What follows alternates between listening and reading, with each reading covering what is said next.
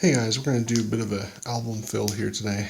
I've got a bunch of nickels from Canada that I've never put into an album, so I'm going to put them in this album like I did with my dimes and quarters and pennies and see how far I can get. Alright, I'm going to sort these out and hopefully we'll be back with a decent looking album. Alright, be right back. Okay, I laid them all out, all the ones I had, and then I took the ones out of the 2x2s that I didn't have laying out, and this is what we're left with.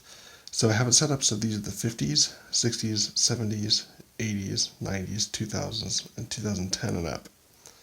I did think it was interesting that the older ones have 12 sides instead of a circular side. I don't recall what year they stopped doing that, but it's somewhere in the 50s, obviously, or maybe 60s. Yeah, because this has it too. So this one has the 12 sides and this one doesn't. So somewhere between 60 and 68. Anyhow, I'm going to go through these. There's a few duplicates in here, so I'll have to decide which one's better, and I'll get it in the album and see how it looks. Alright, I'll be right back. Okay, I've got them all in there the best I could. Filled as many pages or as many slots as I could.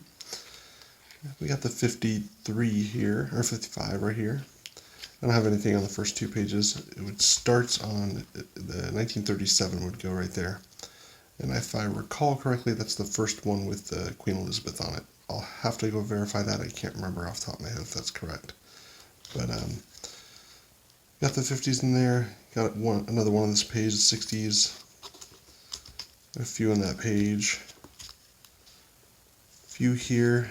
And I did notice that there are two different versions of the 1977. There's a high 7 and a low 7. I couldn't find a good explanation online in my quick search of which one is which, but I did look at some pictures and try to figure it out and understand it myself, and I think that's the high 7. I think what you're looking for is a bit of a gap between the denticles there and the 7, and the higher 7 has a pretty good distance there, whereas the lower 7 doesn't. So I believe that's correct, and I'll have to do some more research and make sure I understand it. But anyway, I'm going to call that a high 7 for now, and I don't have the low 7. And then moving on here, got a bunch more holes filled here. I did have a 2003 that's not in this book, but it was in such bad condition I didn't want to put it in here. And I did notice that there were multiple different versions of 2001, and I have two of them. This one doesn't have a P on the bottom, and this one does. And I believe that's the mint mark, but I can't remember what it stands for. I'll have to look that up. I think I know what it is, but I don't want to say it because I think I might be wrong. So anyway, moving on here, we got all the way up to 2018. It looks pretty good. I have a lot of holes to fill, but I'll be looking for them when I hunt my nickels. So hopefully we'll find some more and get this album filled.